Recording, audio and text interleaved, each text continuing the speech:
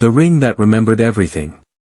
When billionaire Ethan Cole froze in the middle of his own gala, surrounded by 1,000 guests, cameras flashing, champagne flowing, it wasn't because of the stock market crash. It wasn't because of a scandal. It was because of a ring. A tiny, bent silver ring on the finger of the woman mopping the floor beneath his feet. And he recognized it. Because he was the one who had given it to her. Ethan Cole didn't always wear Italian suits. There was a time, 23 years ago, when he wore the same torn hoodie 3 days in a row because it was the only one he had. He grew up in Millfield, Ohio, a small town that smelled like rust and regret, raised in the St. Joseph's Children's Home on the edge of town. No parents. No family. No last name anyone cared about. But there was one thing Ethan had that no one could take from him. There was Maya. Maya Rivera was 8 years old when she moved into the house next to the orphanage with her grandmother. She used to sneak peaches from her grandmother's tree and push them through the fence for Ethan. Not out of pity. Out of something quieter, something neither of them had words for yet. They grew up side by side through that fence. Shared homework. Shared secrets. Shared the kind of bond that only forms when two people have absolutely nothing else in the world. When Ethan was 15, the night before he was transferred to a group home in Columbus, he pulled a ring from his pocket. It was a ring he'd made himself, hammered out of a piece of silver wire he'd found in the maintenance shed, bent carefully into a circle, twisted at the top into a small knot. He pushed it through the fence. "This is a promise," he told her, his voice cracking the way 15-year-old voices do when they're trying not to cry. "I don't know when. I don't know how. But I'm going to come back for you, Maya. I'm going to marry you." She put the ring on her finger and held it there. And then he was gone. The coal industry's annual charity gala was the most anticipated event in Chicago every October. Black tie. Floor-to-ceiling windows overlooking Lake Michigan. Tables that cost $20,000 a seat. Ethan Cole, 41 years old, self-made billionaire, CEO of one of the largest tech companies in the country, stood at the top of the marble staircase greeting guests. He was the kind of man magazines called a visionary. His photo was on the cover of Forbes. His story, Orphan becomes billionaire, was something motivational speakers quoted in arenas. But no one knew the real beginning of that story. And downstairs, in the service corridor, a woman named Maya Rivera was pushing a cleaning cart toward the main ballroom, exhausted after a 10-hour shift. She worked for Prestige Event Services. Had worked for them for 6 years. She was 40 years old, a single mother to a 12-year-old daughter named Lily, and she was the hardest worker on the crew. Her supervisor knew it. Her co-workers knew it. But the guests at galas like this one never looked twice at the women in gray uniforms. Maya kept her head down. She always did. Life had taught her that lesson early. It happened at 9:47 p.m. Maya was mopping a section of the ballroom floor near the east wall, away from the crowd, away from the chandeliers, away from the noise. She was tired. Her lower back ached. She was thinking about Lily, about the school field trip she couldn't afford, about the rent check that was going to be 4 days late. She didn't see him walking toward her. Ethan was crossing the room toward the east corridor to take a private call when he glanced down, just for a second, and stopped. There, on the left hand of the woman mopping the floor, was a ring. A small, bent silver ring with a hand-twisted knot at the top. The world went silent. The 1,000 voices in the room became white noise.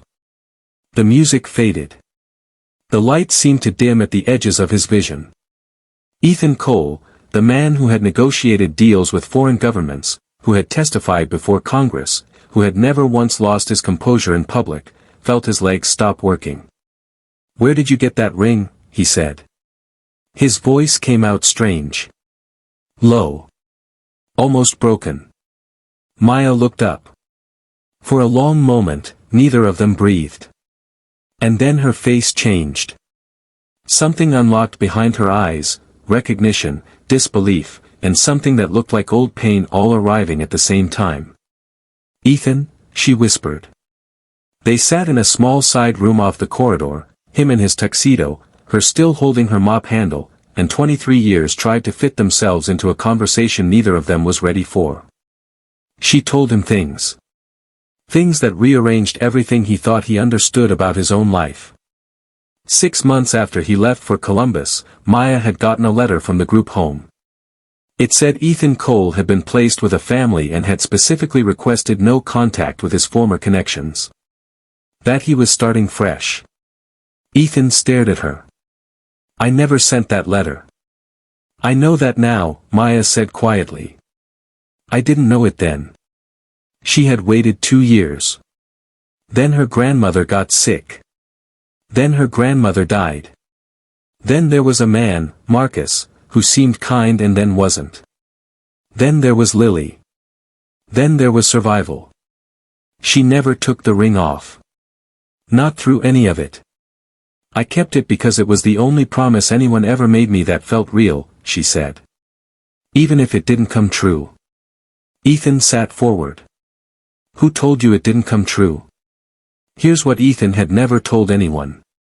When he arrived at the Columbus group home at 15, he spent 2 weeks writing letters to Maya. Every one of them came back unopened. He was told by the home's director, a cold woman named Mrs. Hale, that the girl's family had moved and left no forwarding address. That she had asked not to be contacted. He believed it. What choice did he have? It wasn't until 3 weeks after the gala, after Ethan had hired a private investigator and then an attorney and then started making calls himself, that the full picture came together. Mrs. Hale had intercepted both sides of their correspondence.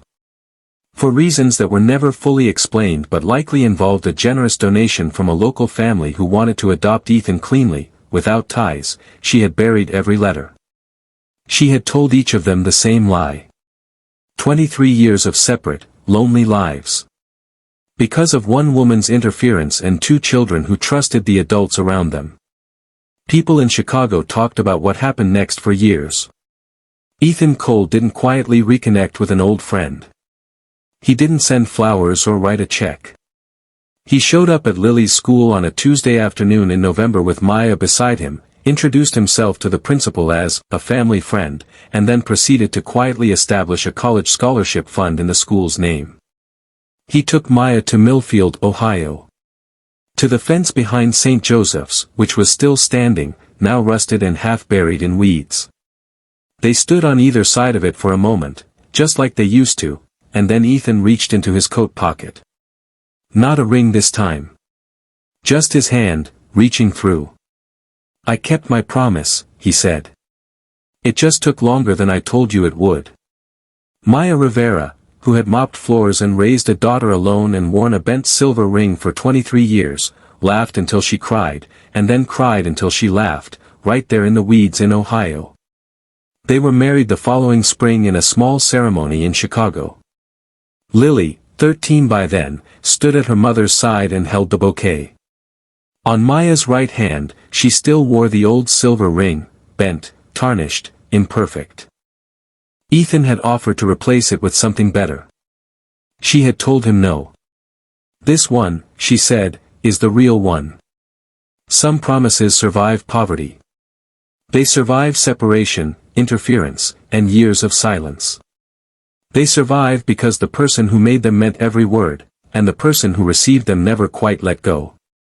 Never let anyone convince you that a promise made in love has an expiration date.